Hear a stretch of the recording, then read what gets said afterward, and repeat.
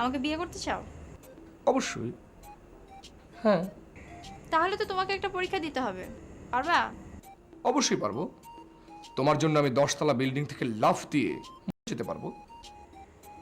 সত্যি পারবা? তাহলে তো খুব মজা হবে। মিডিয়ার সব মানুষ আমার ইন্টারভিউ নিতে আসবে, আমি তো রাতারাতি ফেমাস হয়ে যাব, দেশবাসী আমাকে চিনবে। খুব মজা হবে, খুবই মজা হবে। কিন্তু আমি লাফ দেব না। কেন দেবে না? যদি নিচে পড়ে মরে না যাই, শুধু ব্যথা পাই, হাত পা ভেঙে গেলে সারা জীবন তো বিছানায় পড়ে থাকতে হবে, তখন তোমার কষ্ট হবে না? তখন তো সারা জীবন তোমাকেই আমাকে টানতে হবে, তাই না? ও, তাই তো তুমি আমার কষ্টের কথা চিন্তা করে লাভ দিতে চাইছো না? হ্যাঁ, তাছাড়া আমি মরে গেলে তোমাকে কি করে পাবো? এক কাজ করে চলো, দুজনে একসঙ্গে মিলে লাফ দিয়ে মরে যাই। না না না না, তা কি করে হয়? তুমি তো দেখছি লাইলি মজনুকেও হার মানিয়ে দেবে। তোমাকে পেয়ে আমার জীবন একেবারে ধন্য।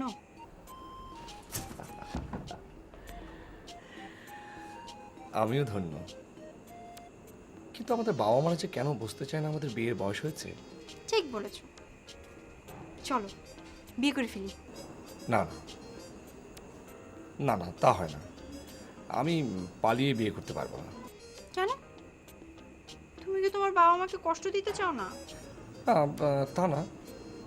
আচ্ছা, তুমি কি একবার ভেবে দেখেছো আমরা যদি পালিয়ে বিয়ে করি তাহলে কত খরচ? না, অনেক খরচ। যেখানে বাবা মাদের পয়সায় ফ্রি বিয়ে করা যায়, সেখানে কেন আমরা এভাবে বিয়ে করব? আর ভবগুড়ির মতো পথে পথে ঘুরে বেড়াবো? তা অবশ্য তুমি ঠিকই বলেছো। গার্জেনদের খরচে বিয়ে করলে বিনা পয়সায় তোমার কত গহনা গাটি টাকা পয়সা কত কিছু পাওয়া যাবে। এই, তোমার মাথায় এত বুদ্ধি কেন? ইয়ার এমন কি? হ্যাঁ রিদম, হ্যাঁ মামারে আসতে বলছস? হ্যাঁ আসতেছে। আমরা কিন্তু এই বান্দরটারে সঙ্গে লিয়ে যাব। হ, ওরেও নিমু, কুদ্দুসরেও নিমু। একলা এখানে থাকলে কি খাইবো না খাইবো, বিয়াটা করলে তার একটু শান্তি পেতাম। আসছস? বস।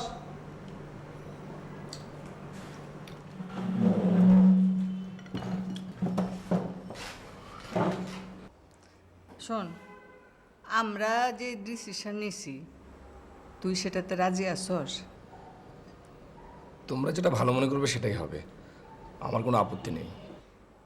এই তো আমার ছেলের মতন কথা। বাবা, এই অফিস থেকে কদিন ছুটি নিতে পারবি না? দরকার হলে 3 মাস ছুটি নেওয়া যাবে।